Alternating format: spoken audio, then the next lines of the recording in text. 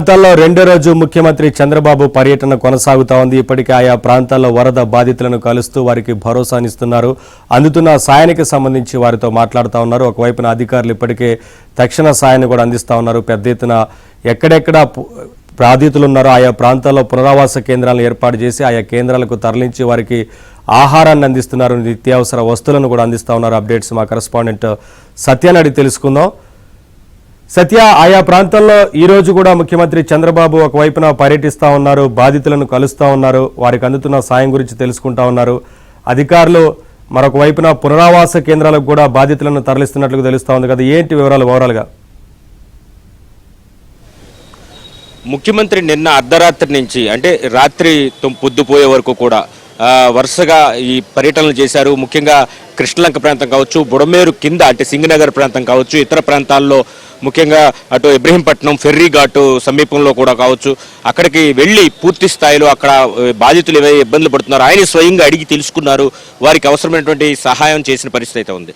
ఉదయం 4 గంటలకు ఆయన రెస్ట్ తీసుకున్నారు. మళ్ళీ 6 గంటలకు తిరిగి బయటకు వచ్చి 7 గంటలకల్లా మరలా బుడమేరు ప్రాంతానికి, బుడమేరు ఎక్కడైతే ఇబ్బందికి గురి చేస్తుందో ఆ ప్రాంతం సింగనగరు, పైపుల రోడ్డు, ఈ ప్రాంతం మొత్తం కూడా ఆయన పర్యటించిన పరిస్థితి అయితే ఉంది. ఈ పర్యటనలో భాగంగా ఆయన ఎన్డీఆర్ఎఫ్ బోట్లో స్వయంగా కిలోమీటర్న్నర వాటర్లోనే ఆయన ట్రావెల్ చేసి ఎవరైతే బాధితులు ఉన్నారో వాళ్ళందరితో మాట్లాడారు. వాళ్ళకి కలుగుతున్న ఇబ్బందిని అడిగి తెలుసుకున్నారు. వారికి స్వయంగా ఆహార పదార్థాలు ఆయనే అందజేసి మీకు ఖచ్చితంగా మేము సహాయంగా ఉంటుంది, ప్రభుత్వాన్ని కూడా భరోసా ఇవ్వడంతో పాటు 1-2 గంటలు సమయం ఇవ్వండి, ప్రభుత్వం పూర్తిగా ఎవరైతే వరద ముంపులో చిక్కుకున్న వాళ్ళు ఉన్నారో వాళ్ళందరినీ కూడా బయటకు తీసుకొస్తుంది కాబట్టి కొంచెం సమయం పాటించండి అని ప్రజలకు విజ్ఞప్తి చేశారు. అదే సమయంలో ఇటు ప్రకాశం బ్యారేజ్ 69వ గేటు వద్ద ఏదైతే బోట్లు కొట్టుకొచ్చి అక్కడ వేయింగ్ దెబ్బతిందో దానికి సంబంధించి కూడా ఆయన మాట్లాడుతుంది. ప్రస్తుతం వాటి గురించి నేను మాట్లాడను.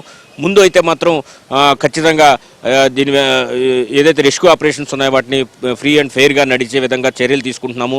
దానికి సంబంధించి ఒకవైపు ఆపరేషన్స్లో పాల్గొంటూ మరోవైపు ఇమీడియట్గా వచ్చి అధికారులతో రివ్యూ చేస్తూ ఎక్కడెక్కడ ఇబ్బందులు ఉన్నాయి, ఎక్కడెక్కడ డార్క్ ప్యాచెస్ ఉన్నాయో వాటన్నిటిని కూడా పూర్తి స్థాయిలో చర్చిస్తున్న పరిస్థితి. ప్రస్తుతం అచ్చెన్నాయుడు గారు మనతో ఉన్నారు. సార్ చెప్పండి సార్, అసలు ఏ వరద ఎలా ఉంది ఏంటంటారు సార్? ఒకసారి కనీ విని ఎరుగని రీతిలో ఒకేసారి అన్ని చిన్న నదులు పొంగి, కృష్ణమ్మ పొంగి, విజయవాడ భారీ స్థాయిలో ముంపు గురైంది. అందరం చూస్తున్నాం. ఒక బాధ్యత గల ముఖ్యమంత్రిగా నిన్నటి నుంచి ఏ రకంగా పనిచేస్తున్నారు. విపత్తులైతే ఎవరూ ఆపలేం, అది మన చేతిలో లేదు. విపత్తు వచ్చేటప్పుడు సమర్థవంతంగా ఏ నాయకుడైతే పనిచేస్తాడో ఆ నాయకుడే నిజమైనటువంటి నాయకుడు. ఈరోజు మా నాయకుడు నిన్నటి నుంచి కనీసం 1 నిమిషం కూడా రెస్ట్ తీసుకోకుండా సెక్యూరిటీ వాళ్ళు వద్దన్నా సరే అన్ని ప్రాంతాలకి తిరిగి ఎక్కడెక్కడైతే ఫుడ్ కానీ, ఎక్కడెక్కడైతే వాళ్ళు ముంపుకు గురయ్యారో వారికి సురక్షిత ప్రాంతాలకు తరలించడంలో కానీ నిన్నటి నుంచి ప్రయత్నం చేశారు.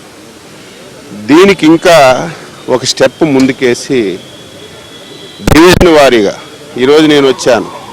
60, 61, 62 ఈ 3 డివిజన్లకి నన్ను ఇన్ఛార్జిగా పెట్టారు. ఒక 2 సీనియర్ ఐఏఎస్ ఆఫీసర్లకు ఇచ్చారు. మా బాధ్యత ఈ 3 డివిజన్లో ఉన్నటువంటి ప్రతి ఒక్క పౌరుడికి భోజన సదుపాయం కల్పించడం, పిల్లలుంటే పాలు ఇవ్వడం, ఇమీడియట్గా అక్కడి నుంచి వాళ్ళకు కూడా మ్యాపింగ్ చేశాం. ఏ ప్రాంతం వాళ్ళు ఎక్కడ మనం ఏదైతే విడిది కేంద్రం ఏర్పాటు చేశామో అక్కడికి తరలించడానికి కూడా ఒక మ్యాపింగ్ చేసి సిస్టమేటిక్గా ఈ కార్యక్రమాన్ని చేస్తాం. నాకు తెలిసి మధ్యాహ్నానికి కొంతవరకు క్లారిటీ వస్తుందని చెప్పి సందర్భంగా తెలియజేస్తాం.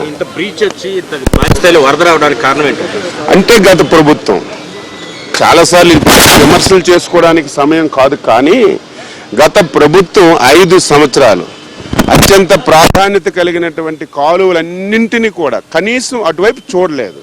దానివల్ల కాలువలన్నీ పూడికిపోయాయి. అదే బుడమేరు కాలువ గత 5 సంవత్సరాలు మనం మెయింటైన్ చేయగలిస్తే ఈరోజు ఇంత ప్రమాదం జరిగేది కాదు. అలాగని చెప్పి ఆ ప్రభుత్వం మీద నెపం పెట్టడం కాకుండా తప్పనిసరిగా మేము అన్ని విధాల పౌరులందరికీ కోరుతున్నాను, ఓపికతో సహనంతో ఉండండి. అన్ని విధాల ఈ ప్రభుత్వం మీ గురించి పనిచేస్తుంది. మేమందరం వస్తున్నాం, ఎవరికి ఎటువంటి ఇబ్బందులు లేకుండా చూసుకునే బాధ్యత మేము తీసుకుంటామని చెప్పి తెలియజేస్తాం. వరద ఎంత వస్తుందో మన చేతిలో లేదు. ఎంత వరద వచ్చినా ప్రిపేర్ అవ్వాలి, మనం ఎంత వాటర్ వచ్చినా ప్రిపేర్ అవ్వాలి, అది మన చేతిలో లేదు. ఎంత వస్తుందో మనం ముందు లెక్క కట్టలేం కదా. కాబట్టి వరద ముంపు నుంచి ప్రజలకి ముందు ప్రాణాలు కాపాడాలి, వారికి సకాలంలో భోజన సదుపాయాలు, వారి పిల్లలకి పాలు మంచినీళ్ళు ఇవన్నీ ఇవ్వాలి. వీలైనంత వరకు కేంద్ర ప్రభుత్వం కూడా ఇంత పెద్ద ఎత్తున సహకారం అంది. ఇమీడియట్గా హెలికాప్టర్లు కానీ బోట్లు కానీ ఇక్కడ తీసుకు పంపించారు. ఇప్పుడు మేము వెళ్ళాము, మాకు బాధ్యత అప్పచెప్పారు. ముందు ఫుడ్ ఇస్తాం, తర్వాత వాళ్ళందరికీ ఏవైతే మనం క్యాంపులు పెట్టామో మ్యాపింగ్ చేసాం, ఏ ఏరియా వాళ్ళు ఏ క్యాంపుకి వెళ్ళాలి, వాళ్ళందరికీ బోట్ల మీద మళ్ళీ మేము సురక్షిత ప్రాంతాలు తరలించడానికి ఆ బాధ్యత తీసుకుని ఇప్పుడు మేము ఫీల్డ్లోకి వెళ్తున్నాం. ఉన్నాయి అన్ని ఎక్కడికక్కడ ప్రయత్నాలన్నీ చేస్తున్నాం. Okay, thank you.